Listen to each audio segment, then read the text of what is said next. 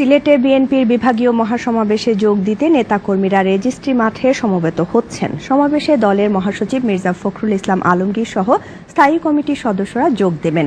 পূর্ব নির্ধারিত সময় অনুযায়ী দুপুর 2টায় মহাসমাবেশ শুরু হওয়ার কথা রয়েছে বলে দলের পক্ষ থেকে জানানো হয়েছে।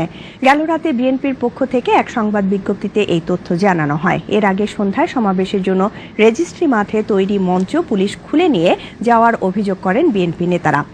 মাঠের বদলে হলরুমে সমাবেশ করতে বিএনপিকে নির্দেশনা দেয় পুলিশ। এই নিয়ে নানা নাটকীয়তার পর গেল রাতে বিএনপির vice chairman AZM Zahid Hossain জানান, সিলেটে পূর্ব ঘোষিত মহাসমাবেশ সিলেট রেজিস্ট্রি মাঠেই অনুষ্ঠিত হবে। এদিকে মহাসমাবেশে যোগ দিতে সিলেট বিভাগের বিভিন্ন এলাকা থেকে নেতাকর্মীরা সকাল থেকে রেজিস্ট্রি মাঠ ঘিরে সমবেত হতে শুরু করেন। তবে বিভিন্ন উপজেলায় বিএনপি নেতাকর্মীদের ধরপাকড়ের ঘটনার নিন্দা জানিয়েছে আয়োজকরা।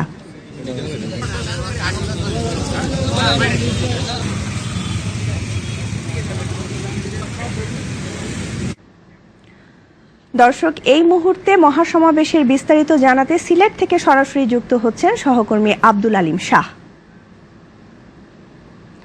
আলিম, বিএনপির মহাসমাবেশকে ঘিরে সবশেষ কি খবর আছে আপনার কাছে? সিলেট বিভাগীয় বিএনপির মহাসমাবেশ অল্প কিছুক্ষণ পরেই, কিন্তু আর মাত্র 20-25 মিনিট পরেই আনুষ্ঠানিকভাবে শুরু হবে। এই মঞ্চ থেকেই আপনারা যদি দেখে থাকেন, আমাদের পেছনেই, আমার ঠিক পেছনেই এই মঞ্চটি রয়েছে। এখানে বিএনপি নেতাকর্মীরা সিলেট বিভাগের বিভিন্ন এলাকা থেকে, গ্রামগঞ্জ থেকে তারা আসতে শুরু করেছেন। তবে বিএনপির এই আয়োজক যারা, তারা সকাল থেকেই অভিযোগ করছিলেন যে তাদের নেতা কর্মীদেরকে রাস্তাঘাটে বিভিন্ন জায়গায় বাধা দেওয়া হচ্ছে এই সমাবেশে উপস্থিত হতে। ইতিমধ্যে আপনারা জেনেছেন দর্শক, এই সমাবেশকে কেন্দ্র করে গত রাতে নানা নাটকীয়তা হয়েছে এবং শেষ পর্যায়ে ভোর রাতে কিন্তু আমরা জানতে পেরেছি এই সমাবেশটি এখানে হচ্ছে।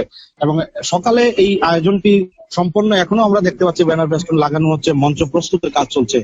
শেষমেশ আপনাদের এই সমাবেশটা আসলে কতটুকু সফল হবে বলে আপনারা আশাবাদী? দেখুন, কালকে থেকে অনেক নাটক হয়েছে। পুলিশ এসে কালকে সন্ধ্যার সময় আমাদের স্টেজ ভেঙে দিয়েছিল এবং উঠে নিয়ে গিয়েছিল। আমরা কিন্তু এই প্রোগ্রামের জন্য অনড় ছিলাম যে আমরা প্রোগ্রাম করবই। যাই হোক, শেষ পর্যন্ত আজকে সকালে পারমিশন দিয়েছে। কিন্তু সমস্যা হয়েছে, সিলেট বিভাগীয় সমাবেশ তো, সিলেটের বাইরে সুনামগঞ্জ, মৌলভীবাজার, হবিগঞ্জ থেকে নেতাকর্মীরা আসতেছে। রাস্তায় বিভিন্ন জায়গায় ব্যারিকেড দিয়ে পুলিশ চেকপোস্ট বসিয়ে আমাদের নেতাকর্মীদের আসতে বাধা দেওয়া হচ্ছে। তারপরেও আমরা আশা করতেছি যে আমাদের সমাবেশ অনেক বিশাল সমাবেশ হবে। এটা দেশের মানুষের এখন ডিমান্ড হয়ে দাঁড়িয়েছে। দেশে কোনো গণতন্ত্র নাই, দলীয় শাসন চলতেছে গণতন্ত্রের নামে। মানুষ বিএনপির উপর ভরসা করতেছে যে গণতন্ত্র পুনঃপ্রতিষ্ঠা হবে। সেই কারণেই আমরা আশা করতেছি যে আমাদের এই সমাবেশটা বিশাল সমাবেশ। শ্যামলী, আমরা শুনছিলাম যে সিলেট মহানগর বিএনপির সহসভাপতি জিয়াউল গনি আরেফিন জিল্লুর, তিনি বলছিলেন যে তাদের নেতা কর্মীদেরকে বিভিন্ন জায়গায় রাস্তায় বাধা দেওয়া হচ্ছে। তবে তারা আশাবাদী শেষ পর্যন্ত এই সমাবেশটি সফল হবে এবং এই সমাবেশ স্থল সিলেটের ঐতিহাসিক রেজিস্ট্রি মাঠ এখানে পূর্ণ হবে বিএনপি সমর্থক নেতা কর্মীদের উপস্থিতিতে। শ্যামলী, এই ছিল সিলেট থেকে সমাবেশের সবশেষ খবর। আলিম, আপনাকে ধন্যবাদ।